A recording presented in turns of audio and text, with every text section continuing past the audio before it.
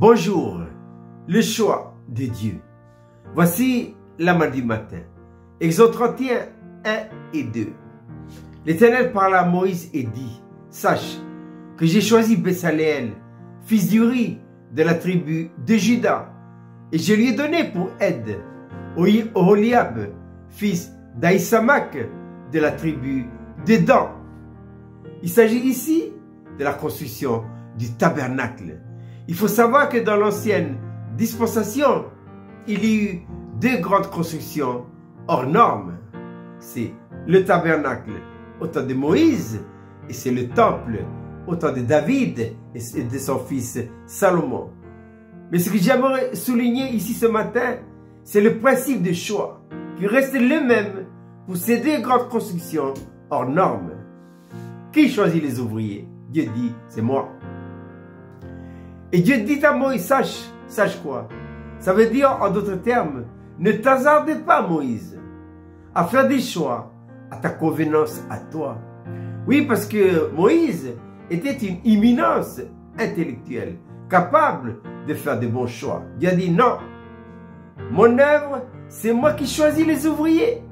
Oui, parce que l'homme a toujours tendance à s'immiscer dans l'œuvre de Dieu. Ou bien, on choisit des hommes intelligents, capables de bien expliquer la Bible, ayant des qualifications théologiques, connaissant la Bible de A à Z. Dieu a dit non, non et non. C'est moi qui fais le choix. L'homme parfois choisit des hommes fortunés ou des femmes fortunées pour utiliser l'argent. Alors on fait appel au fonds public en utilisant les principes du monde. Non, Dieu a ses principes à lui qui n'ont rien à voir avec les principes du monde. Autrefois, mais je pense que ça se fait encore aujourd'hui, on choisit dans les tribus pour être diacre, des chefs ou des petits chefs pour avoir l'autorité de parler au clan afin que le clan obéisse. Ce n'est pas valable non plus. Dieu a dit à Moïse, sache que j'ai choisi. Sur quels critères Dieu choisit-il des hommes et des femmes dans son œuvre à lui? C'est sur la base de sa souveraineté. Oui, parce que ce que Dieu choisit tiendra le choc. Ce que Dieu choisit auront à passer des moments difficiles. Ils seront éprouvés sur le terrain, mais ils tiendront. Jésus n'a-t-il pas dit à ses disciples, vous aurez des tribulations, mais ne prenez courage. J'ai vaincu le monde. Ainsi, les hommes et les femmes que Dieu a choisis tiendront le coup et ils iront jusqu'au bout. Par contre, ce que l'homme lui-même a choisi selon sa propre convenance, au moins de difficultés, ils vont lâcher. Ils ne tiendront pas le coup. L'histoire, elle a promis, retirons des leçons. Alors Dieu dit à Moïse, ne t'hasarde pas. C'est moi qui choisis.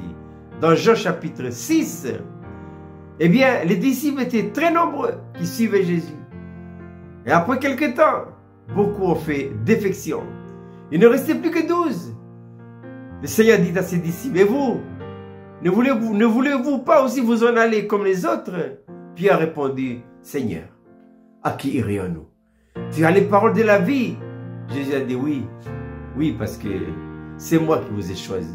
N'est-ce pas moi qui vous ai choisi? Et enfin, Jésus dira à ses disciples dans Jean chapitre 15, ce n'est pas vous qui m'avez choisi, c'est moi qui vous ai choisi. C'est ainsi que les 12, ils ont tenu jusqu'au bout. À part Judas, mais c'est un cas tout à fait particulier.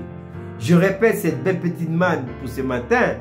Le choix de Dieu, Exode 31, 1 et 2. L'Éternel parla à Moïse et dit, sache que j'ai choisi Bésaleel, fils d'Uri, de la tribu de Juda, et je lui ai donné pour aide Oholiab, fils d'Aïsamak, de la tribu de Dan. Je vous souhaite de passer une agréable journée.